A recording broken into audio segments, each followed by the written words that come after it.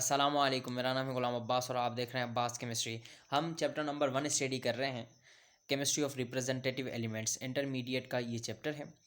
अच्छा, इस चैप्टर में आज हम स्टडी करने जा रहे हैं सोडियम हाइड्रोक्साइड को। सोडियम हाइड्रोक्साइड एक बहुत ही ज़्यादा कॉमन केमिकल है, ममालिक के लिए भी और लैब के लिए भी, क्योंकि हर मुल्क में इसकी प्रिपरेशन, इंडस्ट्रियल प्रिपरेशन लाजमी तौर पे की जाती है। और दूसरी बात यह है कि ये लैब में भी कॉमनली पाया जाता है। अच्छा, अगर आपने अभी तक सब्सक्राइब नहीं किया चैनल को तो आप लाजमी तौर पे सब्सक्राइब कर लें, क्योंकि हम इंटरमीडिएट की सीरीज़ पर काम कर रहे हैं और ये मुसलसल day by day lectures upload होते जा रहे हैं। ठीक है, और लाजमी मेक श्योर आपने वीडियो को भी लाइक करना है, क्योंकि अभी सब्सक्राइबर्स की हमें बहुत ही ज़्यादा ज़रूरत है। और सबसे पहले हमने इंटरमीडिएट की ही केमिस्ट्री को कवर करने का फ़ैसला किया है। मुझे उम्मीद है कि आप वीडियो को पसंद भी करें, अगर तो आपने लाइक भी करना है, और इसके अलावा चैनल को लाजमी तौर पे सब्सक्राइब करना है। ठीक है, इसके अलावा भी आपको इस चैनल पे काफ़ी ज़्यादा मवाद जो केमिस्ट्री रिलेटेड होगा वो मिल जाएगा। अब सोडियम हाइड्रोक्साइड क्या आपको पता है कि साबुन, पेपर या ड्रेन क्लीनर्स जो होते हैं, इन सब को बनाने में जो एक कॉमन केमिकल यूज़ होता है वो सोडियम हाइड्रोक्साइड ही है। ठीक है, इसका केमिकल फार्मूला एज अबव ऊपर लिखा हुआ है, NaOH। इसका जो एटॉमिक मास है वो होगा 40, क्योंकि सोडियम 23, ऑक्सीजन 16, 17 एंड 23, 17, 40। ठीक है, ये आपने याद करके निकाल लेना, ये आपको याद हो। और इसका केमिकल फार्मूला है NaOH। अच्छा, अब sodium hydroxide is a corrosive white crystalline. अच्छा, इसको सबसे पहले ये पॉइंट पढ़ना है कि हमने इसको कॉस्टिक सोडा भी कहते हैं। अच्छा, इसको कॉस्टिक सोडा क्यों कहा जाता है? इसको कॉस्टिक सोडा किस वजह से कहा जाता है? इसलिए कहा जाता है कि क्योंकि ये जो हमारी जल्द होती है इसे जला देता है। ठीक है ना, एनिमल्स या प्लांट वगैरह जो भी होते हैं उनकी जल्द होती है, उन्हें ये जला देता है, नंबर 1। इस वजह से हम इसको कॉस्टिक सोडा कहते हैं। ये MCQ के लिहाज से बहुत ही ज़्यादा इंपॉर्टेंट पॉइंट है। इसके अलावा sodium hydroxide is a corrosive white crystalline solid. सही है, ये वाइट क्रिस्टलाइन सॉलिड होता है, इसके पेलेट्स होते हैं छोटे छोटे से। ठीक है, ये पेलेट्स की फॉर्म में होता है। इसका 318 तकरीबन बॉइलिंग पॉइंट मेल्टिंग पॉइंट होता है, सॉरी। लेकिन लेब में हम कॉमनली क्या ऑब्जर्व करते हैं कि ये छोटे से रूम टेम्परेचर पे, लेब में रूम टेम्परेचर जो होता है 25, इस टेम्परेचर पे भी ये पिघलना शुरू कर देता है। तो दरअसल इसकी वजूहत, इसकी जब हम प्रॉपर्टीज़ पढ़ेंगे अगले लेक्चर में, उसमें हमने डिटेल से बयान करनी है। लेकिन दरअसल बात ये होती है कि ये हाइग्रोस्कोपिक मटेरियल होता है। तो डेली क्वेश्चन सब्सटेंस से कहते हैं हम, डेली क्वेश्चंस, ये आपने याद रखना है। ये एडवांस लेवल पे बहुत ही ज़्यादा काम की बात है कि इसे हम डेली क्वेश्चन सब्सटेंस कहते हैं। ऐसा सब्सटेंस जो कि वाटर को एब्जॉर्ब करता है और ख़ुद उसका सॉल्यूशन बन जाता है। इस हालत में, मतलब पेलेट्स होते हैं ना, अब वो हवा से नमी को, अब जो सोडियम हाइड्रोक्साइड होता है वो क्या होता है कि एयर में जो है ये वाटर जो होता है उसमें सोल्यूबल होता है। ठीक है, हाईली सोल्यूबल। अब होता क्या है कि हवा में नमी होती है, ये हवा से नमी को एब्जॉर्ब करके और ये खुद ही सॉल्यूशन इसका बन जाता है। अब मैंने आपको नंबर 1 बताया क्या कि इसका मेल्टिंग पॉइंट 318 सेल्सियस है। सही है, लेकिन ये रूम टेम्परेचर भी पिघल जाता है, तो भाई क्यों? लेकिन ऐसा माहौल अगर हम इसे दें जिसमें नमी बिल्कुल ही ना हो, मतलब मॉइस्चर ना हो, तो ये क्या होगा, ये पानी में उस जो एनवायरनमेंट में क्या होगा, ये सोल्यूबल नहीं होगा किसी चीज़ में भी, और इसके वाइट पेलेट्स हम देख सकते हैं, अभी भी हम देख सकते हैं। ठीक है, जब हम इसे लैब में देखते हैं तो कुछ देर बाद ये नमी से पानी एब्जॉर्ब करना शुरू कर देता है। तो ये बात आपने एडिशनल इन्फॉर्मेशन थी जो याद रखनी है। अब that contain sodium ions, cations and hydroxyl anions. ठीक है, it readily absorb moisture until it dissolve. जब तक ये डिजोल्व पूरा नहीं हो जाता ना, तब तक ये मॉइस्चर को एब्जॉर्ब करता रहता है। ठीक है ना, ये आपने पॉइंट याद रखना है। Sodium hydroxide is the most widely use industrial alkali and base को अल्कली कहते हैं, and is often use in drain and oven cleaner. और क्लीनर्स वगैरह के जो भी हम बनाते हैं, जैसे जैसे जो भी चीज़, ये हाईली, इसकी बेसिक, ये जो इसकी pH वैल्यू होती है वो 14 होती है। ठीक है ना, और हम इसे इंडस्ट्रियल प्रिपरेशन, इससे बहुत ही ज़्यादा चीज़ें बना देते हैं, जैसे सोप वगैरह होते हैं। सोप वगैरह में ये क्या करता है, बेसिकली हम सोप बनाते हैं ऑयल से। ठीक है, सोडियम हाइड्रोक्साइड ऑयल को डिसोसिएट करने वाला होता है, ये ऑयल रिमूवर होता है। जैसे स्किन वगैरह पे आप साबुन लगाते हैं तो जब आप हाथ धो लेते हैं तो उसके बाद खुश्क हो जाते हैं, क्यों, वाई? क्योंकि सोडियम हाइड्रोक्साइड स्किन के ऑयल से भी बिल्कुल मतलब ऑयल रिमूव करने वाला होता है ये केमिकल, ठीक है। ये आपने याद रखना है, ऑयल को, ये ऑयल का दुश्मन होता है दरअसल तेल वगैरह से। तो हम क्या करते हैं, जब भी हमें साबुन बनाना होता है तो हम फैटी एसिड्स या उसको मिलाते हैं सोडियम हाइड्रोक्साइड से, ठीक है। उनका जो उनकी ये क्या करता है, बेसिकली स्ट्रक्चर डिकम्पोजिशन करता है, उससे सोप मिलता है। ये आपने याद रखना है। और glycerine as a by product मिलती है, लेकिन वो हमें स्किन को मॉइस्चर देती है, ठीक है ना। तो ये आपने याद रखनी है। तो अब इसकी जो पीएच है सोडियम हाइड्रोक्साइड की, वो 14 है, ठीक है। ये भी आपने एक पॉइंट याद रखना है, क्या, pH 14। Sodium hydroxide is industrially prepared by Castner Kellner process. एन ये इसी प्रोसेस है जिसका नाम लिया मैंने, कास्टर कैलनर सेल। इस सेल के जरिए ये प्रिपेयर किया जाता है, जिसकी डायग्राम भी नीचे है। अब in this process of Castner Kellner cell, electrolysis of brine solution is perform to obtain the sodium hydroxide. अब हम इसके मेन मुद्दे पे जा रहे हैं। देखें, ये जो ब्राइन सॉल्यूशन, सबसे पहले आपको ब्राइन सॉल्यूशन के बारे में पता होना चाहिए कि ब्राइन सॉल्यूशन होता क्या है, ठीक है। ब्राइन सॉल्यूशन होता है दरअसल aqueous solution of sodium chloride, ठीक है। मतलब नमक जो होता है, नमक पानी का महलूल, नमक पानी जो नमक और पानी का सॉल्यूशन बना लेते हैं, aqueous solution of sodium chloride, यानी पानी में बना हुआ सॉल्यूशन किसका, सोडियम क्लोराइड का। ये क्या कहलाता है, हमारे पास ब्राइन सॉल्यूशन कहलाता है, ठीक है। अब दरअसल ये है कास्टर कैलनर सेल, ठीक है। अब सबसे पहले ये एक इलेक्ट्रोलाइसिस प्रोसेस होता है। इलेक्ट्रोलाइसिस का मतलब क्या होता है, इलेक्ट्रोलाइसिस का मतलब ये होता है कि breaking in the presence of electricity, सही है, किस चीज़ की, किसी भी चीज़ की, स्पेसिफिक चीज़ की ब्रेकिंग हम करें किसकी प्रेजेंस में, ब्रेकिंग किसी भी चीज़ की, मतलब ब्रेकिंग इन द प्रेजेंस, ये टर्म्स आपने समझनी है, प्रेजेंस ऑफ इलेक्ट्रिसिटी। मतलब किसी भी चीज़ को हम अगर इलेक्ट्रिसिटी देकर और ब्रेक करते हैं, इधर हम किस चीज़ को करते हैं, अब सॉल्यूशन तो पहले ही हम जब बनाते हैं तो सोडियम क्लोराइड तो टूट जाता है, ठीक है। तो ये इलेक्ट्रोलाइसिस प्रोसेस होता है। ये क्या होता है, ये जो आयंस होते हैं ये किसी भी कैथोड या एनोड की तरफ मूव करते हैं, ठीक है। इसी को हम क्या कहते हैं, ये इलेक्ट्रोलाइसिस कहलाता है, ठीक है। अब जो सोडियम हाइड्रोक्साइड जब हम प्रिपेयर करने जा रहे हैं, तो सोडियम हाइड्रोक्साइड प्रिपेयर करने में हमें किस सेल की ज़रूरत पड़ रही है, कास्टर कैलनर सेल, ठीक है। ये सोडियम क्लोराइड का जो सॉल्यूशन होता है, अब ये किस तरह से, सोडियम क्लोराइड का सॉल्यूशन एक नमक पानी का एक आम सा महलूल है, ठीक है, एक आम सा सॉल्यूशन है, और उससे हम इतनी इंपॉर्टेंट चीज़ बना रहे हैं सोडियम हाइड्रोक्साइड। तो ये बहुत ही ज़्यादा यूज़फुल प्रोसेस है, ठीक है।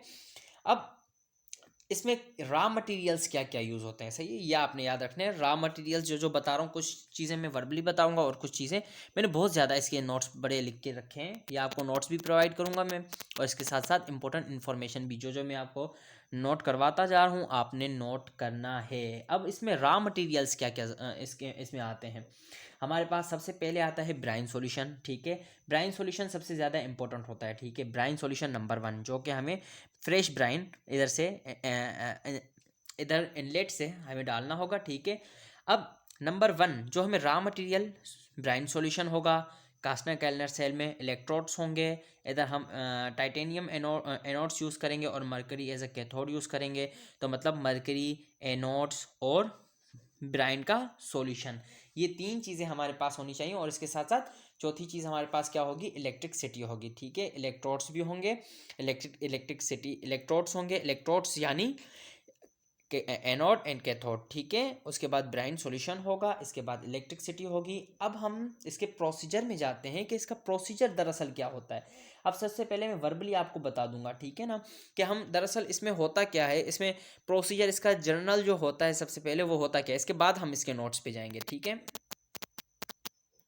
अब दरअसल होता क्या है, सबसे पहले हम क्या करते हैं, फ्रेश ब्राइन जो होता है उसे इस इनलेट से अंदर करते हैं, ठीक है। अब इधर ब्राइन सॉल्यूशन आ गया, ठीक है। अब हम बैटरी सोर्स के ज़रिए हम इसे क्या करते हैं, एनोड्स पर, और इस पूरे सिस्टम को दरअसल इलेक्ट्रिसिटी प्रोवाइड करते हैं, ठीक है। अब इलेक्ट्रिसिटी करंट होता क्या है, करंट दरअसल होता है फ्लो ऑफ इलेक्ट्रॉन, ठीक है, फ्लो ऑफ चार्जेस दरअसल सही लफ्ज़ है, ठीक है।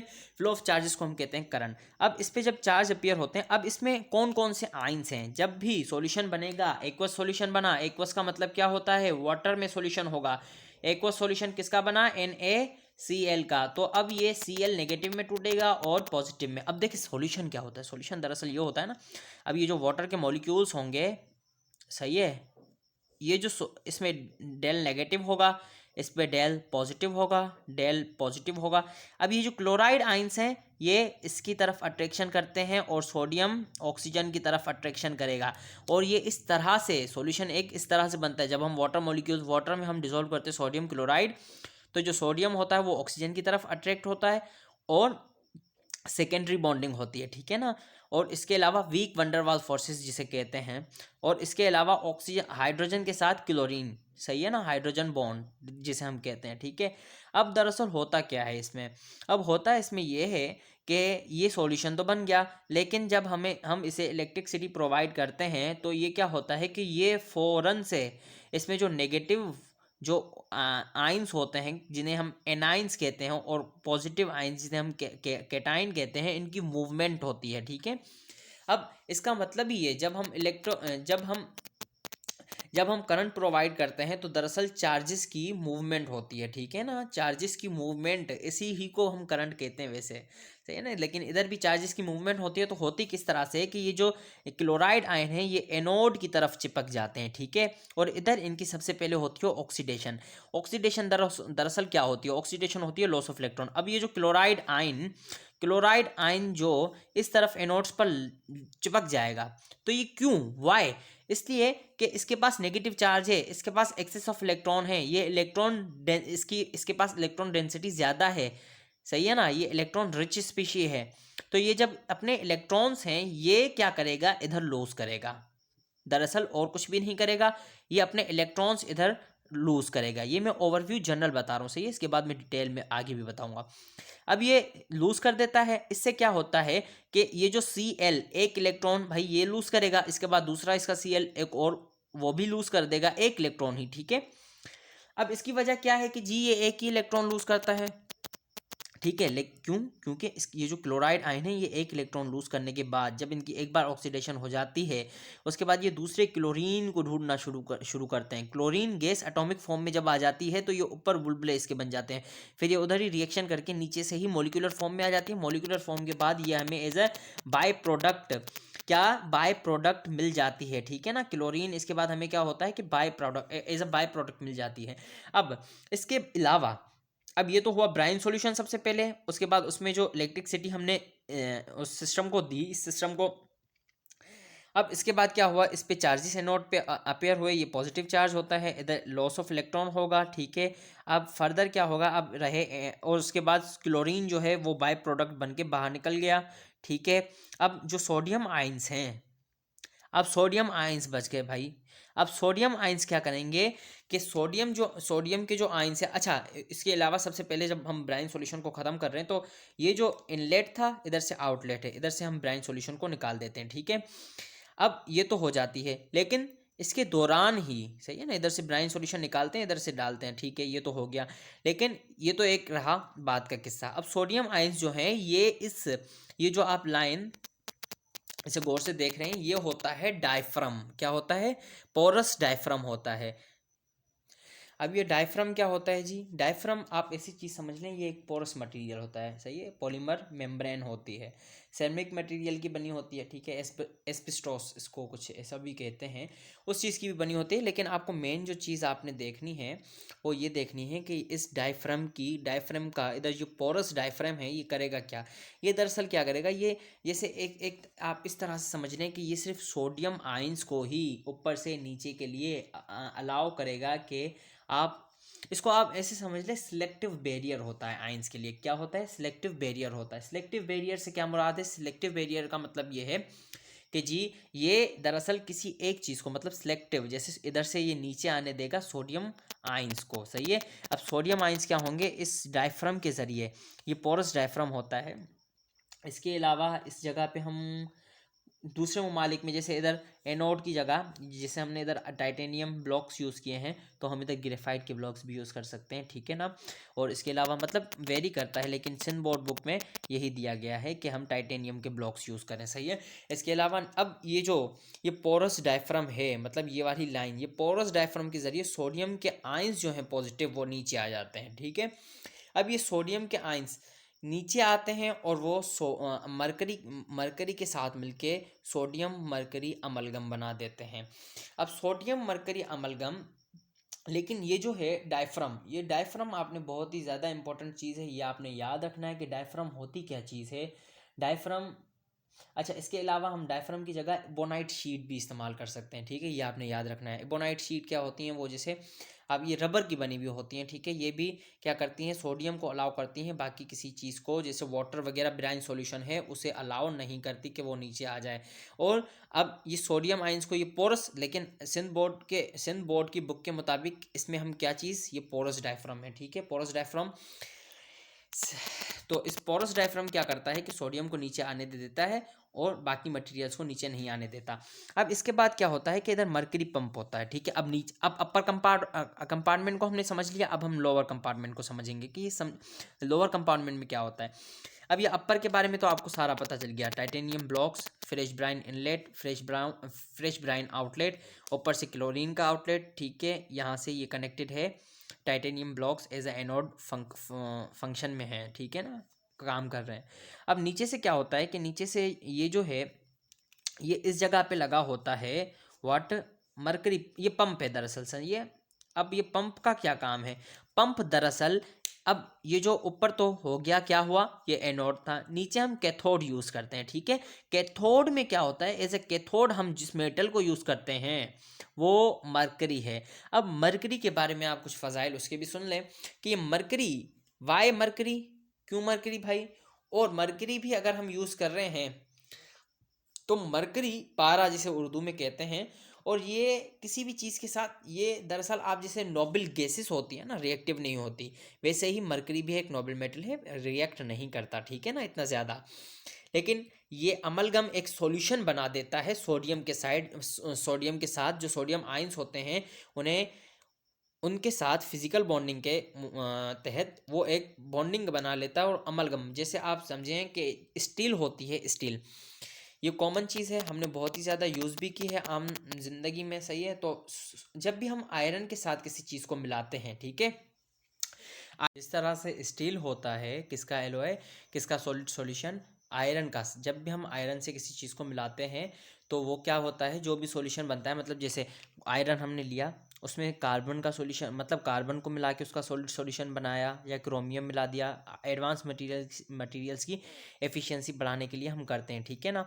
अब किसी भी तरह से हम उनकी जो एफिशिएंसी बढ़ाने के लिए जो सॉलिड सॉल्यूशन आयरन का बनाते हैं वो कहलाता, वो जो एलॉय होती है, जिससे सॉलिड सॉल्यूशन को हम एलॉय कहते हैं, ठीक है।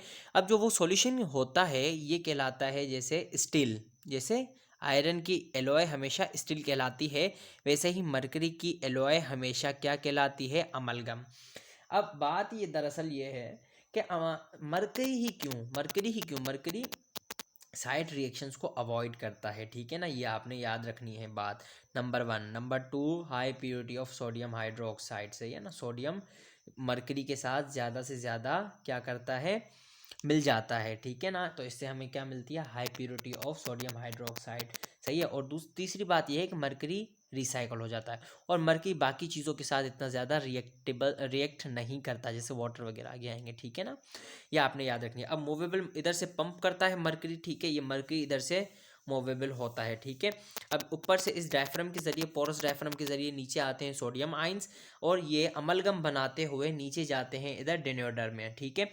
अब इस चीज़ को डिनोडर कहते हैं, ठीक है। इधर होता क्या है, इधर से हम वाटर देते हैं, ये ग्रेफाइट के ब्लॉक्स होते हैं, ठीक है, ये ग्रेफाइट के ब्लॉक होते हैं। अब इसमें क्या होता है, ग्रेफाइट के ब्लॉक्स जो होते हैं ना, इस जगह से हम पानी देते हैं, इधर से हाइड्रोजन का आउटलेट होता है, इधर से हम सोडियम हाइड्रोक्साइड निकालते हैं, ठीक है। अब आपने सिर्फ यही याद रखना है। अब इसके दरमियान जो रिएक्शन होता है, इधर वाटर होता है। वाटर क्या करता है कि ये जो सोडियम, अब इस जगह पे क्या होता है कि ये जो अमलगम सोडियम में जो सोडियम होता है वो इस अमलगम से अलग हो जाता है, मतलब अमलगम अमलगम नहीं रहता, बल्कि सोडियम मरकरी को तो नीचे जाने देता है, क्योंकि मरकरी इतना रिएक्टेबल नहीं है, ठीक है ना। लेकिन जो सोडियम होता है वो वाटर के साथ रिएक्ट करता है, और इधर हाइड्रोजन गैस मतलब इस रिएक्शन को आप इस तरह से समझ लें कि सोडियम को सोडियम का रिएक्शन अगर से हम वाटर में करवाते हैं तो क्या बनेगा, सोडियम हाइड्रोक्साइड। ये रिएक्शंस पिछली वीडियोस में हमने कवर भी किए हैं, ठीक है ना, जब हम एस ब्लॉक एलिमेंट्स के रिएक्शन कर रहे थे। सोडियम हाइड्रोक्साइड बन गया with the liberation of hydrogen gas. तो ये रिएक्शन इस जगह पे फॉलो होता है, और क्या होता है कि सोडियम हाइड्रोक्साइड हमें मिल जाता है, जो कि हम इधर से आउटलेट से निकाल लेते हैं, इधर से by product as hydrogen gas भी हमें मिल जाती है। अब हम इसको फर्दर इसके नोट्स की सूरत में पढ़ते हैं, और इसकी बाकी की जो डिटेल है वो पढ़ते हैं, ठीक है, क्योंकि बहुत ही ज़्यादा लंबा लेक्चर तो वैसे ही हो गया है। तो Castner Kellner cell, it is a rectangular steel tank where the ebonite is line inside the tank. Ebonite sheet use कर लें, या आप पोरस, वो जो पोरस डायफ्राम है वो यूज़ कर लें। इधर ऊपर इसके बारे में डिटेल दी गई है, और नीचे पोरस डायफ्राम के बारे में डिटेल दी गई है, या आपने पढ़ लेनी है, ठीक है। सबसे पहले क्या होता है कि सोडियम और क्लोरीन अलग अलग होते हैं जब ये ब्रांड का सॉल्यूशन बनता है, ठीक है। उसके बाद क्या होता है उसके बाद क्या होता है फ़ौरन, जो ऊपर वाला कंपार्टमेंट है, अपर वाले कंपार्टमेंट में होती है ऑक्सीडेशन क्लोरीन की, ठीक है। क्लोरीन अपने 2 इलेक्ट्रॉन्स लूज करता है, और एनोड पे हम क्या करते हैं उसके बाद, जो अब जब उधर अपर कंपार्टमेंट में ये ऑक्सीडेशन हो जाती है, उसके बाद सोडियम जो आयंस हैं वो नीचे मूव करते हैं, ठीक है। नीचे वो ग्रेविटी की वजह से मूव करते हैं, ठीक है, और वो पोरस जो, या आप एबोनाइट जो आपको बता रहा हूँ कि एबोनाइट मटेरियल या पोरस डायफ्राम यूज़ करते हैं, उससे नीचे आ जाता है, ठीक है। अब उधर नीचे आने से इसे नेल्सन डायफ्राम के बारे में आपने लाजमी पढ़ना है, इसे भी आप एक्सप्लोर कीजिएगा, ये बहुत ही ज़्यादा इंटरेस्टिंग है, ठीक है ना। तो अब उधर होता क्या है कि सोडियम आयंस नीचे आ जाते हैं, जैसे पीछे मैंने बताया कि भाई सोडियम आयंस जब उस मरकरी में शामिल हो जाते हैं तो अमलगम बनाते हैं, वो डिनोडर में जाते हैं, वहाँ पे क्या होता है कि सोडियम हाइड्रोक्साइड बनता है। किस तरह से बनता है, वाटर के साथ अमलगम रिएक्ट करता है, ठीक है। अमलगम में सोडियम तो मरकरी तो वापस चला जाता है, लेकिन सोडियम क्या करता है, वाटर के साथ रिएक्ट करता है, और उसके बाद सोडियम हाइड्रोक्साइड बनाता है, ठीक है। अब ये जो रिएक्शन हो गया, अब इसके बाद सोडियम हाइड्रोक्साइड भी बन गया, हाइड्रोजन गैस भी एज अ बाई प्रोडक्ट मिल गया, क्लोरीन गैस भी हमें एज अ बाई प्रोडक्ट मिल गया। ये बात आपने सारी याद रखनी है, ठीक है ना। अब procedure, the brine solution consist of sodium chloride ions while possessing electricity. अब ये इम्तिहान में आपने लिखना है, इसको आपने एज अ डिटेल पढ़ना है, ठीक है, और इसको इम्तिहान में लिखना है कि इसका प्रोसीजर पूरा क्या है, ठीक है। अब और इसका इंट्रोडक्शन, डायग्राम, इनमें से आपने एक चीज़ पढ़नी है डिटेल में। इसके बाद प्रोसीजर, सबसे पहले क्या होता है, अब ये प्रोसीजर तो मैं शुरू में एक्सप्लेन कर चुका हूँ, लेकिन फिर से एक बार इसको मैंने थ्योरेटिकल फॉर्म में लिख दिया है, ठीक है। इसके बाद प्रॉपर्टीज है इसकी, ये नेक्स्ट लेक्चर में हम पढ़ेंगे। तो इस प्रोसीजर में सबसे पहले क्या होता है भाई, आपने याद रखना है, क्लोरीन गैस जो होती है वो बनती है किस तरह से। पहले जो क्लोराइड आइंस होते हैं सोडियम क्लोराइड के, वो क्लोराइड आइंस क्या करते हैं, उधर जाके एनोड पर उनकी ऑक्सीडेशन होती है, मतलब लॉस ऑफ इलेक्ट्रॉन। क्लोरीन जो क्लोराइड आइंस होते हैं वो अपने इलेक्ट्रॉन्स को लूज करते हैं, नंबर 1। उसके बाद क्या होता है कि वही क्लोरीन आपस में रिएक्ट करके as a chlorine gas as a by product देते हैं। नंबर 2 आपने याद रखना है कि सोडियम आइंस जो होते हैं वो नीचे, वो जो पोरस, इसके बारे में पीछे पोरस डायफ्राम के बारे में मैंने बताया हुआ है, या इबोनाइट शीट्स वगैरह जो भी यूज़ करते हैं, उसके ज़रिए वो नीचे वाले कंपार्टमेंट में आते हैं, जहाँ पे सोडियम जो मर्क्यूरी होता है वो मूव होता रहता है, ठीक है। उसमें शामिल होकर वो जो अमलगम बनाते हैं, अमलगम जब बन जाती है, ठीक है, अमलगम बन जाने के बाद वो नीचे डोनेटर में जाते हैं, जहाँ पे ग्रेफाइट ब्लॉक्स होते हैं, उधर वाटर के साथ रिएक्ट करता है सोडियम मर्क्यूरिक अमलगम, ठीक है। और वहाँ उस रिएक्शन के बाद सोडियम जो होता है वो रिएक्ट कर लेता है भाई, कभी भी मर्करी रिएक्ट नहीं करता, ठीक है। मर्करी वापस रिसाइकल होके नीचे से आ जाता है, जैसे इस जगह पे मर्करी नीचे से आ जाता है वापस उधर ही, वापस पंप के नज़दीक, जहाँ से वो पंप करता है, मर्करी को खींचता है इधर से और इधर से पंप करता रहता है, ठीक है। अब इसके बाद क्या होता है भाई, ये जो मर्करी है ये रिसाइकल भी होता रहता है, ये 1 साल में चेंज करते रहते हैं। और इसके अलावा सोडियम हाइड्रोक्साइड मिल जाती है। अब हमें बाय प्रोडक्ट में क्या क्या मिले, क्लोरीन मिला, हाइड्रोजन गैस मिली डिटोनेटर में, और सोडियम हाइड्रोक्साइड मिला। तो ये बहुत ही ज़्यादा यूज़फुल है, मतलब ये बहुत ही ज़्यादा यूज़फुल मेथड है सोडियम हाइड्रोक्साइड को बनाने का, क्योंकि भाई क्लोरीन गैस भी मिल रही है, हाइड्रोजन गैस भी मिलती है, सोडियम हाइड्रोक्साइड भी मिलता है, मतलब प्रोडक्टिविटी ज़्यादा है। सही है ना। तो ये आपने सारा का सारा याद रखना है, ये सारे नोट्स में लिखने के लिए बहुत ही ज़्यादा इंपॉर्टेंट है। इसके अलावा ये इसका इंट्रोडक्शन, और इसके अलावा इसके अगले पार्ट में इस वीडियो के बहुत ही ज़्यादा इंटरेस्टिंग इसकी प्रॉपर्टीज़, फिजिकल प्रॉपर्टीज़ की, केमिकल प्रॉपर्टीज़ आने वाली हैं, जिन्हें आपने मिस नहीं करना। और अभी तक अगर आपने यूट्यूब चैनल को सब्सक्राइब नहीं किया तो आपने लाजमी चैनल को सब्सक्राइब करना है, वीडियो को लाइक करना है, क्योंकि इस चैनल पर मिलेंगे आपको बहुत ही ज़्यादा हैंड रिटन नोट्स इंक्लूडिंग बहुत ही ज़्यादा इंटरेस्टिंग इन्फॉर्मेशन, बहुत ही ज़्यादा केमिकल रिएक्शंस। तो आपने मेक श्योर करना है कि आपने लाजमी तौर पे सब्सक्राइब करवाना है, अपने दोस्तों से भी सब्सक्राइब करवाना है, और इसके अलावा खुद वीडियो को लाइक करना है और अपने दोस्तों से भी वीडियो को लाइक करवाना है। एक वीडियो आप तक पहुंचाने में काफ़ी मेहनत लगती है। Thank you so much for watching, thank you so much for your attention.